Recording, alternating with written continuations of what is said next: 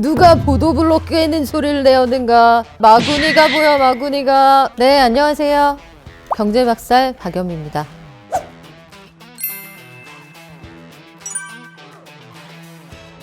돈이 남아서입니다. 예산을 1년치를 따서 그 배정을 받게 되잖아요. 그런데 소위 불용이라고 해서 안 쓰고 남으면 다음 해 예산을 배정받을 때 대부분의 공공기관이 마찬가지고 뭐 사기업도 그럴 텐데 지나치게 넉넉하게 주었나 해서 삭감하게 되잖아요. 그래서 남는 돈이 없게 불용 처리를 하는데 유용하게 쓰이는 건데, 보도블록이라는 게 상징적으로 생각이 나는 이유는 일단 눈에 띄죠. 실질적으로 우리가 느끼게 되는 거니까.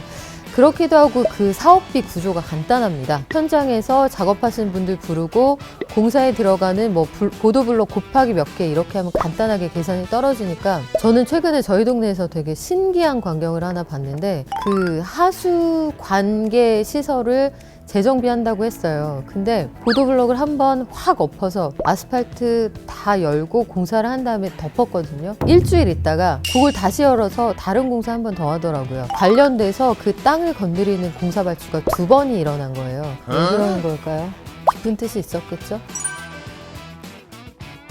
예산이라는 건 십시일반에서 시민들이 모아준 큰 돈주머니인데, 이걸 가지고 만약에 서울시 예산이라고 예를 들어보면 서울시에서 도로가 좀 정비되어 있지 않은 곳들, 여기에는 아스팔트가 울퉁불퉁해요, 아니면 뭐가 튀어나와 있어요, 이런 공사비로도 쓸 거고요. 그래서 거기에 나의 지분도 있기 때문에 이 예산이 어떻게 쓰이는지 관심들을 가지셔야 하는 거고, 그 예산이 어느 쪽으로 지나치게 몰아준다고 하거나 아니면 정작 쓰여야 할 때는 쓰이지 않고 다른 데 쓰인다거나 그러면 인프라의 그 서비스를 누리는데 문제가 생기잖아요. 그래서 예산을 감시하는 시민단체도 있고, 실제로 그 공공기관에 들어가서 예산을 들여다볼 수 있는 그런 체계도 갖춰져 있습니다. 저는 사실 그런 생각했어요. 이게 그 어느 쪽에 우선순위를 두느냐, 결국은 시군구 자치단체장의 경우에는 본인들이 생각하는 우선순위하고 시민들이 생각하는 우선순위가 다를 수 있거든요. 물론 사람마다 기준이 다를 수 있지만 각종 포상 있잖아요. 각 시군구 자치단체 그 무슨 협회에서 그렇게 상을 만들어서 나눠주는데, 상패도 그 상패 있잖아요. 그것도 제가 몇 개 받아봤는데 엄청 무거운데 그거 비싼 거는 그 상패 자체가 하나에 15만 원, 20만 원 하거든요. 저만 준 건 아니겠죠. 저한테까지 왔으면 되게 많은 사람이 받았을 텐데, 각종 시민상, 공로상, 표창, 뭐 유공수여식 이런 것들이 시민들이나 아니면 조직의 활력을 불어넣고 으쌰으쌰하는 순기능도 있겠습니다만 예산이 생각보다 좀 많이 쓰입니다. KBS가 정보공개 청구를 통해서 받아낸 그 예산 집행 내역서가 있거든요. 민선 7기 대구, 경북, 광역, 기초자치단체. 민간에 수여한 여러 가지 포상이 있습니다. 뭐 공로상 이런 것들 다 합쳐보면 무려 10만 건이래요. 대부분 한 사람한테 하나씩 줬다고 치면 10만 명에게 상을 줬다는 건데, 사용된 예산이 지금까지 35억 원. 10만 명에게 35억 원을 썼다는 건데, 여기에 사용된 예산은 대부분 프랜카드 붙이고 온 사람들한테 뭐 코사지 같은 거 달아줬을 테고, 꽃다발하고 상패 수여하고, 여기에다가 이렇게 큰 돈을 써야 되느냐.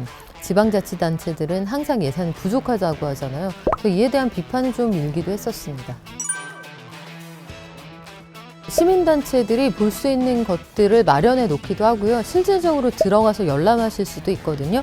행정안전부가 매년 발표하는 전국 지자체 재정 분석, 이런 보고서가 있습니다. 어떻게 돈이 쓰이고 있는지 들어가면 보실 수가 있고, 적극적으로 들어가서 만약에 저는 우리 지역의 교육 예산을 좀 확충하면 좋겠습니다, 아니면 안전 예산이 부족합니다, 이런 의견을 내실 수 있는 창구가 있거든요. 뭐 물론 의견을 낸다고 다 받아주는 건 아닙니다. 보건소이든 시청이든 구청이든 심지어 실시간 챗봇을 운영하는 곳들도 많으니까요. 그런 것들도 활용해 보시면 좋겠죠. 내년도에 서울시가 잠정적으로 쓰려고 하는 예산의 규모는 대략 44조 원 정도 됩니다. 44조 원이면 상당히 큰 규모죠. 자연스럽게 경제 규모가 성장하기 때문이에요.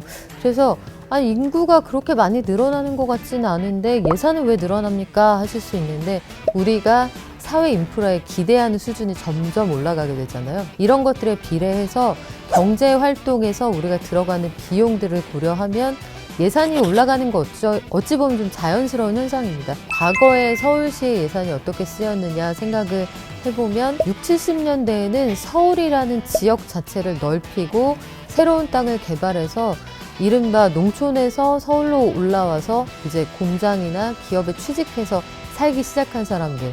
하지만 주거의 혜택은 제대로 보지 못하는 사람들을 위한 시민 아파트 같은 것들을 짓는 데에도 돈이 쓰였고요. 과거에는 강남이란 말이 없었어요. 그러니까 강남은 그냥 허허벌판, 잠원동은 뽕밭이었고 압구정 일대에도 농사지었고 저기 양재동 이런 쪽에서는 무를 많이 키웠대요. 왜냐하면 사대문 안에 짜장면집에 그 단무지 납품하려고 그런 지역이었는데 그때 엄마 아버지 뭐 하셨을까요? 땅 좀 사두시지. 70년대에 우리가 서울을 어떻게 넓혀갔느냐. 강남이란 지역이 있기 이전에는 영동이라고 불렀어요. 박정희 정부가 내렸던 결론은 뭐냐면 서울시장과 함께 서울을 넓혀야겠다. 그런데 강남이 땅이 비어있는데 저쪽으로 안 가니 사대문 안에 명문학교들을 이주시키자 해서 우리가 흔히 얘기하는 뭐 휘문, 서울 이런 학교들이 그때 옮겨가게 돼요. 그런 식으로 수도관을 정비하거나 아니면 주거 환경을 나아지게 하는 데 돈이 쓰였거든요. 근데 80년대, 90년대 들어서는 이제 안전한 환경을 만들고 전봇대, 가로등 이런 것들을 확충하고 기억하시는 분들 계실 텐데 그때 당시만 해도 쓰레기를 공용으로 쓰는 쓰레기통에 쓰레기를 넣어두면 아저씨들 기어가셨어요. 그러니까 쓰레기 봉투가 도입되기 이전이죠. 이런 것들에 대한 인력의 지원을 하거나 이런 사회 가장 기초적인 인프라 그리고 무엇보다 서울시에 지하철을 놓는 것 이런 것들에 상당한 예산이 쓰였습니다.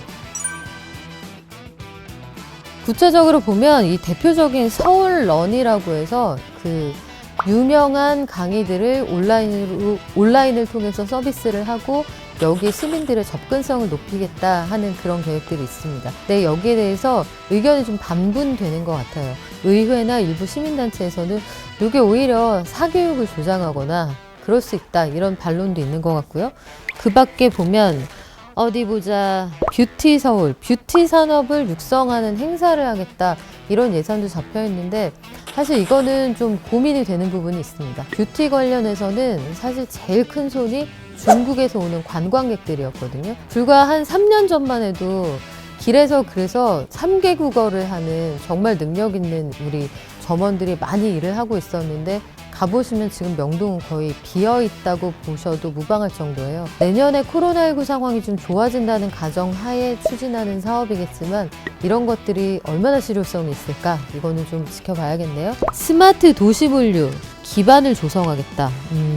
이와 관련해서도 대략 70억 2천만 원 정도 예산이 편성을 하려고 하는데 서울시 마이크로 배송센터를 만들겠다? 물류에 대해서는 저는 그런 고민은 하고 있어요. 일단 물류 관련해서 현장에 종사하시는 분들의 처우가 너무 열악하다. 그리고 그 물류 배송 추적을 해보신 분들 아시겠지만 온라인으로 주문을 했는데 이 회사에서 저에게 물건을 보내오는 과정을 보면 걸어서 도보 5분 거리지만 보통 그게 다 집화가 돼서 남양주나 광주까지 갔다가 다시 서울로 와서 저기 마포나 이런 데 있다가 다시 저한테 온단 말이에요. 또 한편으로 생각해보면 서울에 수도권 외곽까지 나가지 않고 공용으로 쓸 수 있는 어떤 창고나 시스템이 있다면 그 물류 비용을 줄일 수 있지 않을까. 환경 오염물질도 덜 발생시킬 수 있지 않을까 이런 생각 들거든요. 그래서 서울시 생각은 어디까지 그림을 그리고 있는지 그건 잘 모르겠네요. 그냥 양심에 손을 얹고 생각해보면 우리도 엄마 뭐 사줘. 엄마 돈 없어. 근데 엄마는 정말 돈이 없었을까요? 엄마가 가끔 다른 데 쓰기도 하다. 정치인들 또 지자체장들이 항상 앓는 소리를 합니다. 아유 우리 여력이 없습니다. 돈이 부족합니다.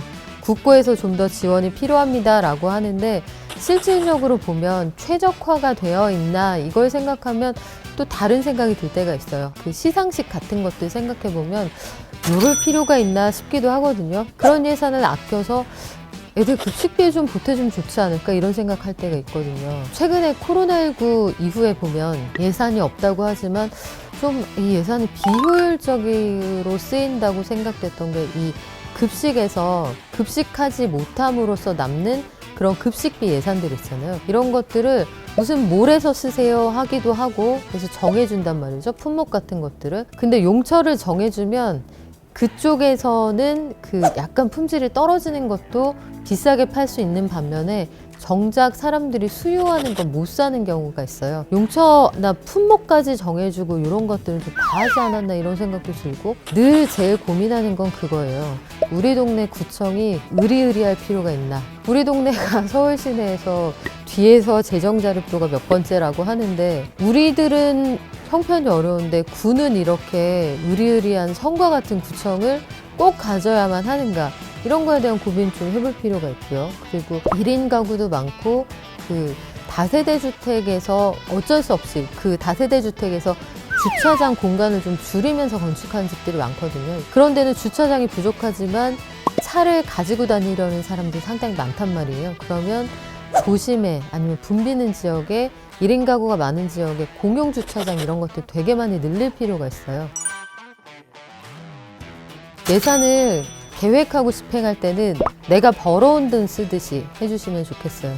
내가 새벽부터 밤늦게까지 열심히 땀 흘려 번 돈을 집행한다고 치면 물론 대부분의 공무원들이 소명의식을 가지고 열심히 하시겠지만 가끔 보면은 아주 아까운 돈을 왜 저렇게 쓰지 싶을 때가 있거든요. 그런데 여기서 시민들의 참여도 중요합니다. 어느 곳에 어떤 예산이 꼭 필요한지 지원이 필요한지는 이쪽에서 호소하셔야 아는 경우가 많아요. 시민들도 본인이 이쪽에 지분이 있다는 걸 생각하시고 꼭 필요한 현장의 목소리는 적극적으로 내는 깨어있는 시민이 되는 것도 우리 예산을 알차게 쓰는 방법이 될 것 같습니다.